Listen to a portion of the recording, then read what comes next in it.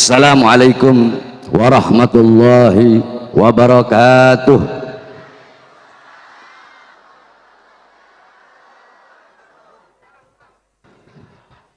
Alhamdulillahil qawi sultanuh, al-wadihil burhanuh, al-mabsud fil wujud karamuhu wa ihsanuh.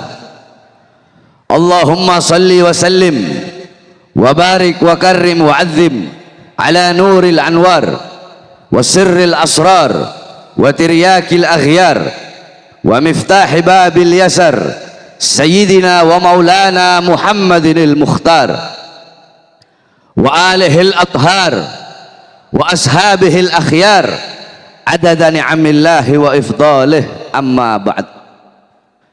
Yang saya cintai, yang saya muliakan, para alim ulama, para habaib, para kiai, para asatid, para tokoh masyarakat, para aparat pemerintah, wabil khusus guru kita Kiai Haji Fakhruddin Al-Bantani beserta seluruh keluarga besar beliau.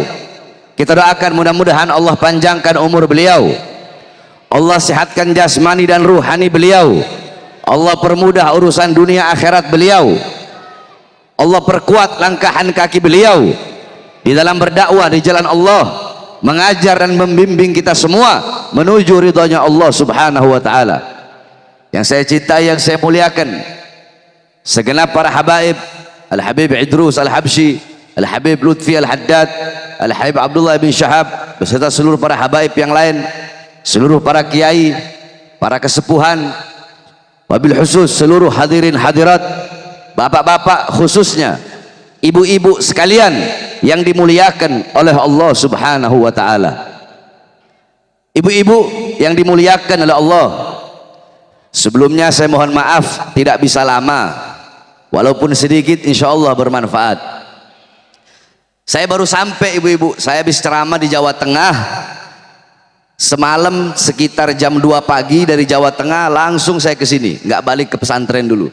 Kalau saya balik ke pesantren alamat nggak datang, tidur soalnya. Makanya dari Jawa Tengah habis ceramah jam 2 pagi langsung saya ke sini, sampai sini jam 7 saya istirahat sebentar. Jadi walaupun sedikit insyaallah bermanfaat bagi kita semua. Ibu-ibu, bapak-bapak sekalian yang dimuliakan oleh Allah subhanahu wa ta'ala, kita duduk pada pagi, pada siang hari yang mulia ini dalam rangka memuliakan, dalam rangka mengagungkan daripada maulid atau hari kelahiran baginda Nabi besar Muhammad sallallahu alaihi wasallam. Di Indonesia walaupun bukan bulan maulud, walaupun sudah masuk Rajab atau sampai setiap bulan, tidak henti-hentinya di setiap desa-desa, kampung-kampung, majelis-majelis taklim, masjid-masjid, musola-musola pasti selalu mengadakan acara maulid Nabi besar Muhammad sallallahu alaihi wasallam. Makanya bapak-bapak, saudara-saudara, tidak heran jikalau abuya Al-Imam Ahlus Sunnah wal Jamaah As-Sayyid Al-Habib Muhammad Ibn Alwi Al-Maliki Al-Hasani, beliau pernah melihat Rasulullah sallallahu alaihi wasallam. Beliau lihat di belakang Rasulullah ada sekelompok umat, ada sekelompok golongan. Beliau bertanya, ya Rasulullah, siapa umat yang ada di belakangmu? Ya Rasulullah, siapa golongan yang ada di belakangmu? Rasulullah menjawab, golongan yang ada di belakangku ini, kelompok yang ada di belakangku ini, umat yang ada di belakangku ini, mereka adalah umat yang aku cintai, yaitu umat Islam Indonesia. Saudara-saudara, kenapa kita dicintai oleh Rasulullah? Karena tidak ada satupun negara yang lebih banyak merayakan maulid Nabi besar Muhammad. Bahkan udah habis bulan maulud, udah habis bulan rawah, masih tetap umat Islam Indonesia tidak henti-hentinya merayakan maulid Nabi besar Muhammad sallallahu alaihi wasallam. Saudara-saudara sekalian yang dimuliakan oleh Allah subhanahu wa ta'ala, saya membawakan satu hadis yang dimana hadis ini jarang kita dengar, bahkan jarang saya mendengar para ustadz, para kiai, para habaib, para penceramah atau para dai-dai yang membawa hadis ini. Hadis ini ada dalam kitab Bughyatul Mustarsyidin, kitab fatwa yang dikarang oleh Imam Al-Habib Abdurrahman Al-Masyhur, kalau nggak salah ada di bab takziah dan bab ziarah kubur. Ini hadis derajatnya dhaif, akan tetapi hadis ini bisa dipakai dalam fadhailul a'mal dan bisa dipakai untuk targhib dan untuk tarhib. Apa bunyi hadisnya? Qala Rasulullah sallallahu alaihi wasallam, man warrakha mu'minan au musliman faka'annama ahyahu, faman qara'a tarikhahu faka'annama zarahu, faqad istaujaba ridwanallah fi huzuril jannah. Apa kata Rasulullah sallallahu alaihi wasallam? Man warrakha mu'minan, barang siapa yang membuat sejarah hidup orang yang beriman kepada Allah, membuat sejarah hidupnya, bagaimana kepribadiannya, bagaimana keilmuannya, bagaimana akhlaknya, bagaimana adabnya, bagaimana ibadahnya, bagaimana waraknya, khaufnya, khasyahnya, zuhudnya, ibadahnya, qanaahnya, dibuat sejarah orang yang beriman, agar kita yang membaca sejarah tersebut bisa mengambil intifa, bisa mengambil ibrah, bisa mengambil istifadah, bisa mengambil manfaat, bisa mengambil pelajaran dari kisah hidup orang yang beriman tersebut. Man qara'a barang siapa yang membuat sejarah orang yang beriman tersebut, faka'annama ahyahu, maka seakan-akan dia telah menghidupkan orang yang beriman tersebut. Berarti kalau ada orang yang membuat sejarah hidup baginda Nabi besar Muhammad, membuat mauludnya Nabi Muhammad, membuat tarikhnya Nabi Muhammad, membuat sirahnya Nabi Muhammad, maka orang yang membuat tersebut seakan-akan telah menghidupkan baginda Nabi besar Muhammad. Faman qara'a tarikhahu, dan barang siapa yang membaca sejarah hidup orang yang beriman, faka'annama zarahu, seakan-akan orang tersebut berkunjung kepada orang beriman tersebut. Kita duduk di sini membaca sejarah Nabi Muhammad, membaca kisah hidup Nabi Muhammad, membaca maulid Nabi Muhammad SAW, seakan-akan kita telah berkunjung kepada baginda Nabi besar Muhammad SAW, seakan-akan kita telah berziarah kepada baginda Nabi besar Muhammad SAW. Saudara-saudara, Al-Imam Busiri radhiyallahu an di dalam qasidah Muhammadiyahnya, beliau mengatakan, Muhammadun syukruhu fardun alal umami. Muhammad, bersyukur dengan adanya beliau, bersyukur dengan lahirnya beliau, wajib bagi setiap umat untuk bersyukur dengan adanya baginda Nabi besar Muhammad sallallahu alaihi wasallam. Saudara-saudara, ibu-ibu sekalian yang dimuliakan oleh Allah, jangankan kita bersyukur dengan adanya Nabi Muhammad, terlalu jauh. Saudara-saudara, kita disunnahkan berpuasa pada hari Asyura, berpuasa pada tanggal 10 Muharram menjadi ibadah sunnah. Kenapa kita disunnahkan berpuasa pada hari Asyura? Untuk bersyukur kepada Allah atas selamatnya Musa dari kejaran Fir'aun. Dulu Rasulullah SAW beliau pernah bertanya kepada orang-orang Yahudi Madinah tentang puasa mereka pada tanggal 10 Muharram. Kemudian orang-orang Yahudi Madinah menjawab, ya Rasulullah, kami berpuasa pada tanggal 10 Muharram karena kami bersyukur kepada Allah atas selamatnya Musa dari kejaran Fir'aun. Apa kata Rasulullah? Nahnu ahaqqu bi Musa minkum, kami lebih berhak atas Musa daripada kalian. Nabi Muhammad pun berpuasa dan memerintahkan para sahabatnya untuk berpuasa. Berpuasa pada tanggal 10 Muharram untuk bersyukur kepada Allah atas selamatnya Musa dari kejaran Fir'aun. Nah, saudara-saudara, jikalau bersyukur kepada Allah atas selamatnya Nabi Musa dari kejaran Fir'aun menjadi ibadah sunnah, maka bagaimana bersyukur kepada Allah atas selamatnya seluruh alam semesta berkat adanya baginda Nabi besar Muhammad sallallahu alaihi wasallam? Bukankah seluruh alam semesta terselamatkan berkat Nabi Muhammad? Fa kaifa tad'u ila dunya daruratu man laulahu lam tukhrajid dunya minal adami.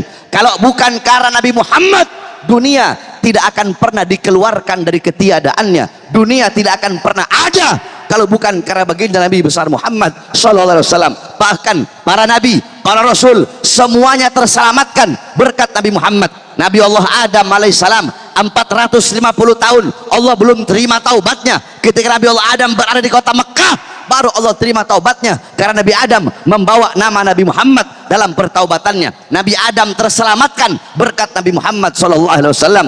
Nabi Allah Musa terselamatkan berkat Nabi Muhammad sallallahu alaihi wasallam. Nabi Allah Ibrahim alaihissalam Allah selamatkan dari api Namrud karena baginda Nabi besar Muhammad. Nabi Allah Nuh Allah selamatkan dari banjir berkat baginda Nabi besar Muhammad. Nabi Allah Ismail Allah selamatkan dari penyembelihan Nabi Allah Ibrahim berkat karena baginda Nabi besar Muhammad sallallahu alaihi wasallam. Para nabi, para rasul terselamatkan berkat baginda Nabi besar Muhammad. Alam semesta terselamatkan berkat Nabi Muhammad. Maka jikalau kita bersyukur kepada Allah atas selamatnya Nabi Musa dari kejaran Fir'aun, selamatnya Nabi Musa kita bersyukur menjadi ibadah sunnah, maka bagaimana kita bersyukur dengan selamatnya seluruh alam semesta, seluruh jagat raya, seluruh makhluk berkat adanya baginda Nabi besar Muhammad sallallahu alaihi wasallam. Maka ibu-ibu, kita duduk pada pagi hari yang mulia ini untuk bersyukur kepada Allah atas selamatnya Nabi, atas selamatnya seluruh alam jagat raya berkat adanya baginda Nabi besar Muhammad sallallahu alaihi wasallam. Oleh karenanya, saudara-saudara, bapak-bapak, ibu-ibu, dengan adanya majelis maulid yang dimuliakan oleh Allah, pulang dari ini majelis, jadikan Nabi Muhammad sebagai teladanmu, jadikan Nabi Muhammad sebagai uswahmu, jadikan Nabi Muhammad sebagai gutwahmu, sebagai teladanmu, sebagai pedomanmu, sebagai idolamu. Hidupkan rumah tanggamu dengan baginda Nabi besar Muhammad, dengan ajaran Nabi, dengan sunnah-sunnah Nabi, dengan akhlak Nabi, dengan adab Nabi Muhammad, dengan amar ma'rufnya Nabi, dengan nahi mungkarnya Nabi. Hidupkan engkau punya kampung dengan ajaran Nabi Muhammad sallallahu alaihi wasallam, dengan akhlak Nabi Muhammad sallallahu alaihi wasallam. Jangan engkau jauh dari ajaran Nabi Muhammad, jangan engkau jauh dari pakaian-pakaian baginda Nabi besar Muhammad sallallahu alaihi wasallam. Sebagaimana bapak-bapak, ibu-ibu yang kita ketahui, di akhir zaman ini fitnah di mana-mana, kerusakan di mana-mana, kemaksiatan merajalela, maksiat, mungkarat, dhalalat, sayyiat, mukhalafat, orang mabuk di mana-mana, orang berzina di mana-mana, orang melacur di mana-mana, kebodohan di mana-mana. Ajaran Nabi Muhammad ditinggalkan, syariat Islam dianggap asing, pakaian Nabi Muhammad dianggap asing, Nabi Muhammad ditinggalkan, Al-Quran ditinggalkan, sunnah-sunnah ditinggalkan. Banyak orang-orang zaman sekarang yang mereka ikuti bukan Nabi Muhammad, tetapi orang-orang kafir, orang-orang barat. Mereka bertasyabbuh, mereka menyerupai, mereka mengikuti pola pikir, mengikuti gaya hidup orang-orang barat. Dan perkara ini telah Nabi Muhammad sampaikan 1400 tahun yang lalu. Nabi Muhammad sudah tahu kalau nanti umatnya akan mengikuti orang-orang kafir. Sebagaimana dalam hadis, qala Rasul sallallahu alaihi wasallam, la tattabi'unna sanana aw sunana alladhina min qablikum shibran bi shibrin wa dhira'an bi dhira'in hatta law dakhalu fi hujrid dhab lattaba'tumuhum. Qila ya Rasulullah al yahud wan nasara, qala faman. Kata Rasulullah SAW, sungguh suatu saat nanti kelak akan ada umat setelah kalian, wahai para sahabatku, akan ada umat setelah kalian, mereka akan mengikuti umat-umat terdahulu, mereka akan mengikuti umat-umat sebelum mereka, sejengkal demi sejengkal, selangkah demi selangkah mereka ikuti umat-umat sebelum mereka, sekalipun umat sebelum mereka masuk di dalam lubang dob, maka nanti umat setelah kalian akan mengikuti masuk ke dalam lubang dob. Kemudian sahabat bertanya, ya Rasulullah, apakah umat yang mereka ikuti, apakah umat sebelum mereka adalah orang-orang Yahudi, adalah orang-orang Nasrani? Qala faman.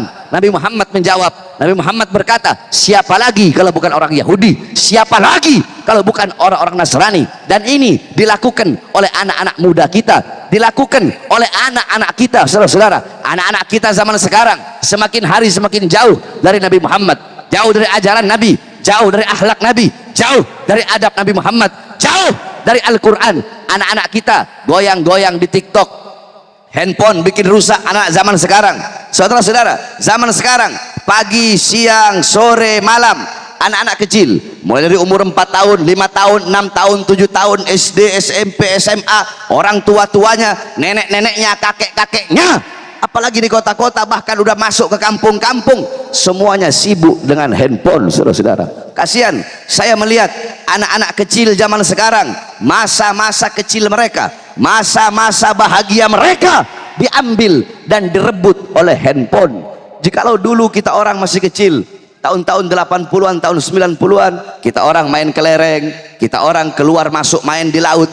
Anak-anak kecil zaman sekarang sibuk main handphone, pagi, siang, sore, malam. Bapak-bapaknya main handphone, bapak-bapaknya pegang handphone, ibu-ibunya pegang handphone, suami istri hadap-hadapan main handphone kayak orang goblok. Bapak-bapaknya main handphone, ibu-ibunya main handphone begini.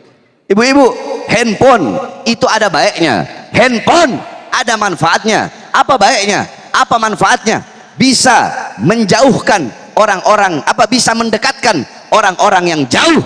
Akan tetapi tidak bisa dipungkiri bahwasanya zaman sekarang handphone juga bisa menjauhkan orang-orang yang dekat. Betul? Iya, bapak-bapaknya main handphone, ibu-ibunya main handphone, dekat, tetapi hubungan tersebut terasa jauh. Saudara-saudara, saya tanya ibu-ibu semua, jawab yang keras. Pagi, siang, sore, malam, anak-anak kalian atau suami-suami kalian atau istri-istri kalian lebih banyak pegang handphone atau pegang Quran? Jawab yang keras. Lebih banyak pegang handphone atau pegang Quran? Suami, istri, anak-anaknya semua sibuk main handphone. Al-Qurannya berdebu, Al-Qurannya kalian tinggalkan, ajaran Nabi Muhammad engkau tinggalkan.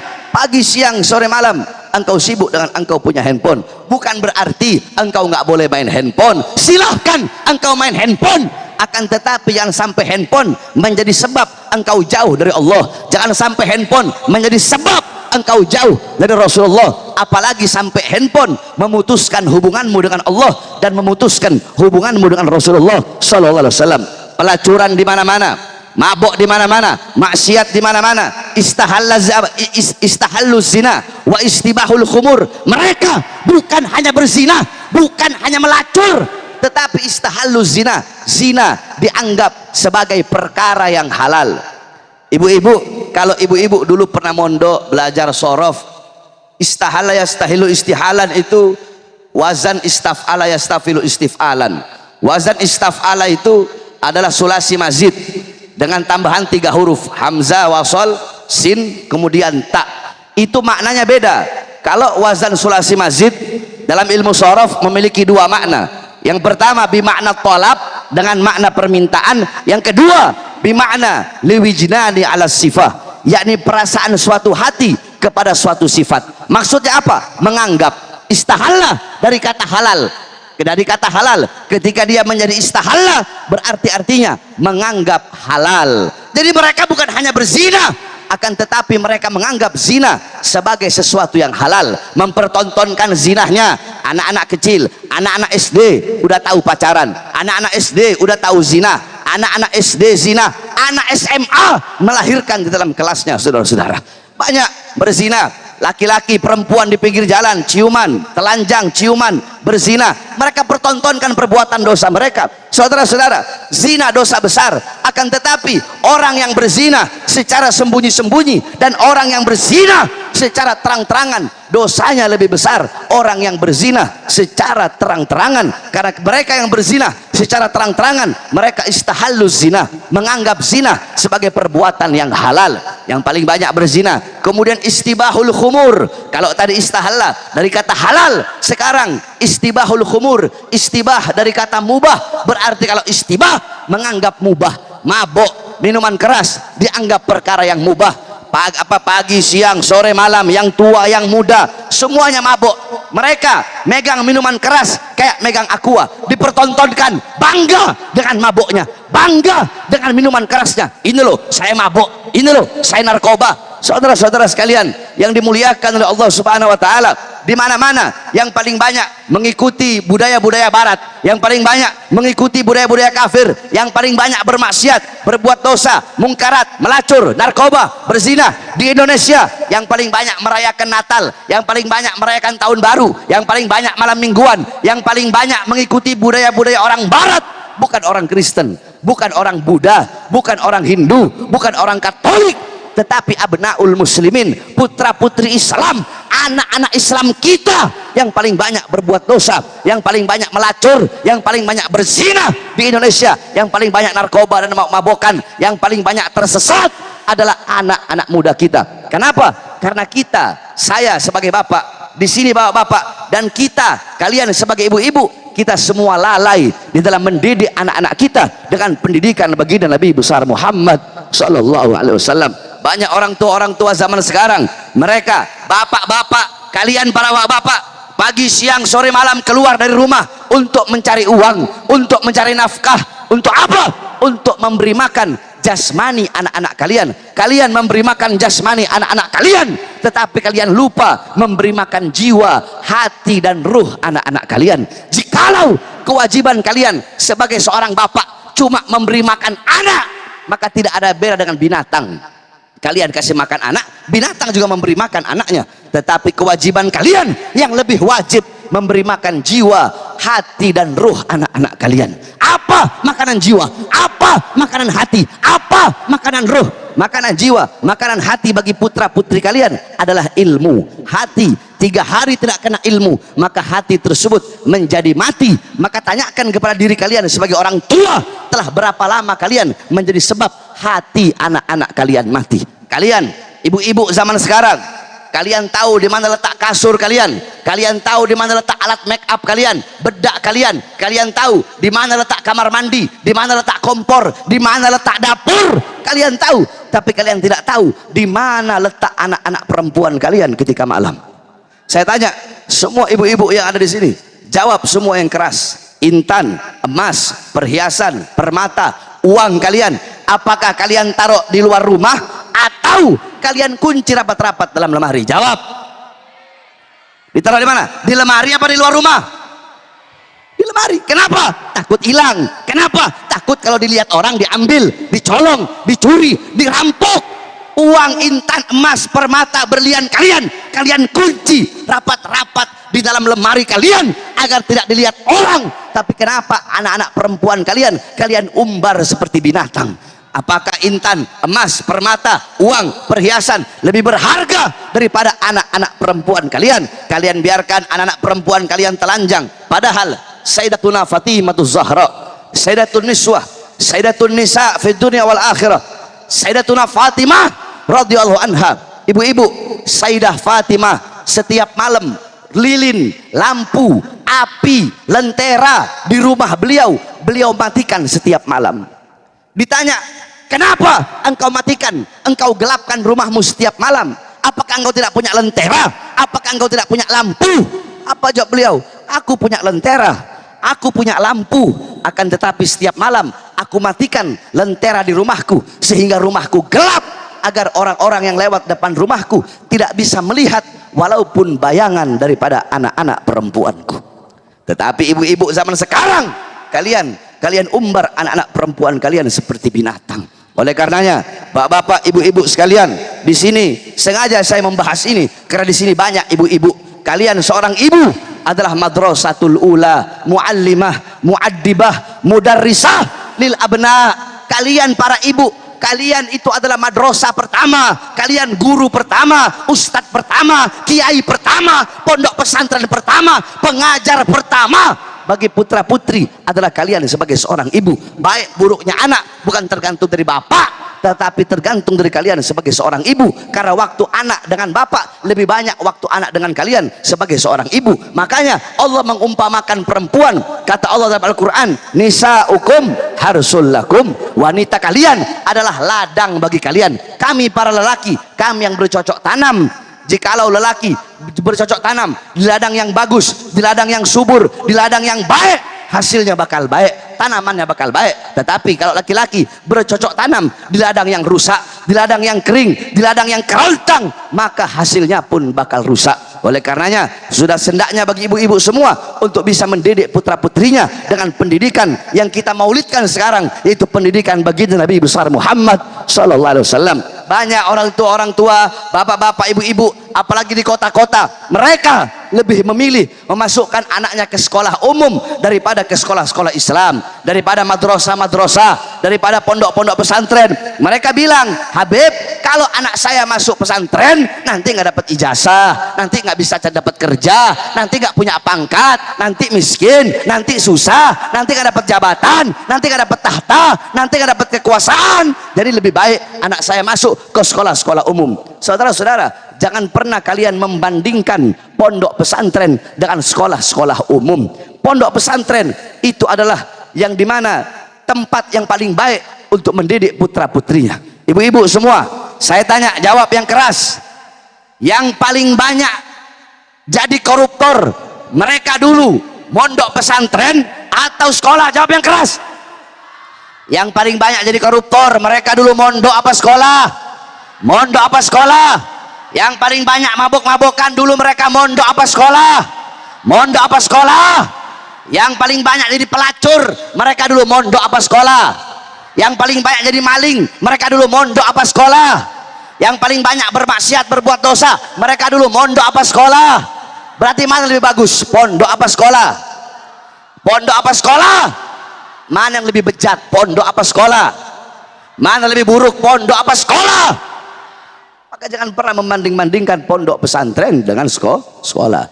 Makanya kita doakan guru kita Haji Fahruddin, pondok pesantrennya Ghauthul Ibad, mudah-mudahan pondok pesantren menjadi lahan yang bagus, lahan yang baik, menjadi wadah, menjadi sarana untuk mendidik putra-putri kita dengan pendidikan baginda Nabi besar Muhammad SAW. Wasiat saya yang terakhir kepada ibu-ibu semua, didik anak-anak kalian dengan keberanian. Jangan jadikan mental anak-anak kalian seperti mental kerupuk. Ibu-ibu tahu kerupuk? Kerupuk kalau kena air apa? Melempem. Nah, didik anak-anak kalian, didik putra-putri kalian, pemuda-pemudi kalian untuk memiliki mental baja, untuk menyampaikan kebenaran, untuk menegakkan keadilan, berjuang di jalan Allah, berjuang untuk agama, berjuang untuk bangsa, dan berjuang untuk negara kesatuan Republik Indonesia. Ibu-ibu, saya udah 7 tahun tidak ke sini. Saya masih ingat terakhir ke sini sekitar 7 tahun atau 6 tahun lalu. Sebagaimana yang ibu-ibu ketahui, saya dari dulu keluar masuk penjara, keluar masuk penjara. Tahun 2009 saya di penjara, 2011 di penjara, 2012 di penjara, 2018 saya masuk penjara. Kemudian 2020 saya bebas. Baru 2 hari saya bebas, saya sudah diangkut lagi, ditahan lagi, bahkan dikirim, dibawa ke Nusa Kambangan, ibu-ibu. Kedua tangan saya diborgol, tangan saya diborgol, perut saya diborgol, kaki saya diborgol. Saya bebas tahun 2021, baru 1 bulan saya bebas, udah ditahan lagi di Polda. Baru saya bebas sekitar 4 bulan yang lalu. Pertanyaannya, kenapa saya keluar masuk penjara? Apakah saya penjahat? Apakah saya koruptor? Apakah saya maling uang rakyat? Apakah saya bandar narkoba? Apakah saya menjual aset negara? Ibu, saya baru bebas 2 hari, ditangkap, ditahan, dipenjara, dibawa ke Nusa Kambangan. Kenapa? Karena saya ceramah dianggap ceramah saya provokasi. Saya ceramah dianggap meresahkan masyarakat. Pertanyaannya, apa isi ceramah saya yang dikatakan provokasi? Apa isi ceramah saya yang dikatakan meresahkan masyarakat? Tahun 2020, waktu itu awal-awal corona, awal-awal COVID-19, saya bebas siang, ibu-ibu. Saya bebas siang, malamnya saya langsung ceramah. Apa isi ceramah saya yang dibilang memprovokasi? Apa isi ceramah saya yang dibilang meresahkan?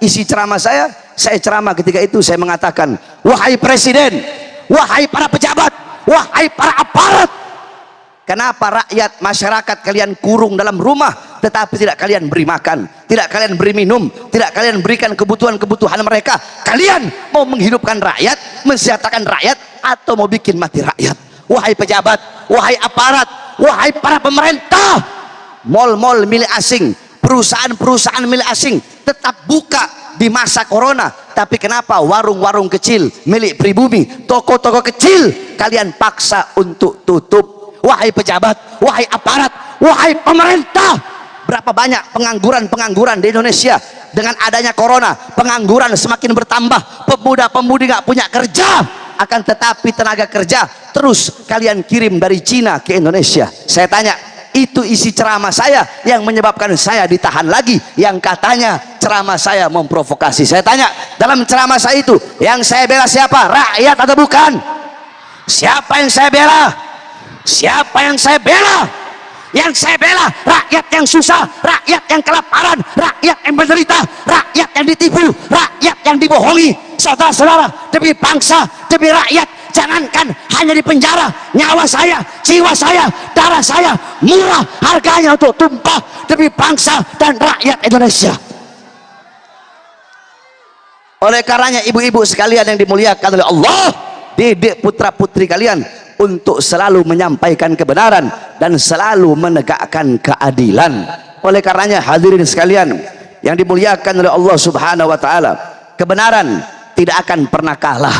Saudara-saudara, kita bukan melawan pemerintahnya, tapi yang kita lawan adalah kezoliman yang dilakukan oleh pemerintah. Betul? Yang kita lawan kebijakan-kebijakan yang menyusahkan rakyat, kebijakan-kebijakan yang tidak memihak kepada rakyat. Ibu-ibu, saya tanya, sekarang BBM naik tidak? Naik tidak? Semua kebutuhan pokok naik tidak? Minyak apa naik apa tidak? Beras naik apa tidak? Cabai naik apa tidak? Bawang naik apa tidak? Enak nggak? Enak nggak? Itu yang kita lawan, itu yang kita perjuangkan. Kami tidak berjuang untuk diri kami, kami tidak berjuang untuk keluarga kami tidak berjuang untuk anak istri kami, tapi yang kami perjuangkan bangsa, yang kami perjuangkan rakyat, yang kami perjuangkan masyarakat, yang kami perjuangkan agama. Oleh karenanya ibu-ibu sekalian yang dimuliakan oleh Allah, tidak ada kata kapok bagi Bahar bin Smith, tidak ada kata capek bagi Bahar bin Smith, tidak ada kata lelah dalam berjuang untuk agama, untuk bangsa, dan untuk rakyat Indonesia. Makanya ibu-ibu doakan agar kami diberikan umur yang panjang, agar kami diberikan kesehatan, agar selalu bisa berjuang di jalan Allah Subhanahu wa taala. Kita doakan juga guru kita Kiai Fahru. Saya sebenarnya nggak bisa datang, tetapi karena ada keterikatan saya dengan Kiai Fahru. Beliau punya kakek Syekh Arsyad Tawil, ibu-ibu, asli Tanara. Saya punya kakek Al-Habib Alwi bin Abdurrahman bin Smith di Manado. Saya punya kakek Habib Alwi, itu belajar berguru kepada gurunya Kiai Fahru, yaitu Syekh Arsyad Tawil. Syekh Arsyad Tawil belajar kepada Syekh Nawawi. Jadi kakek saya Al-Habib Alwi, beliau berguru kepada Syekh Arsyad Tawil. Nah, karena keterikatan itulah yang menjadi sebab saya bisa hadir di dalam acara maulid yang penuh dengan keberkahan ini. Mudah-mudahan ke depan, tahun depan, insya Allah kita bisa berjumpa kembali. Amin, amin rabbal alamin. Terakhir, mudah-mudahan ibu-ibu semua tidak keluar dari majelis kecuali Allah ampuni semua dosa-dosanya, dosa-dosa yang telah lalu, dosa-dosa yang akan datang, dosa-dosa yang tampak, dosa-dosa yang tidak tampak. Allah berikan rahmat kasih sayang kepada ibu-ibu semua. Allah berikan taufik dan hidayahnya. Allah kabulkan semua hajat-hajatnya, hajat-hajat dunia, hajat akhirat. Allah luaskan rizkinya. Amin, amin rabbal alamin. Rabbi fanfa'na bi barakatihim wahdil husna bi hurmatihim wa amitna fi tariqatihim wa mu'afati minal fitani wa sallallahu alaihi wasallam Muhammadin wa ala alihi wa sahbihi barik wa sallim walhamdulillahi rabbil alamin wal afu minkum wassalamu alaikum warahmatullahi wabarakatuh.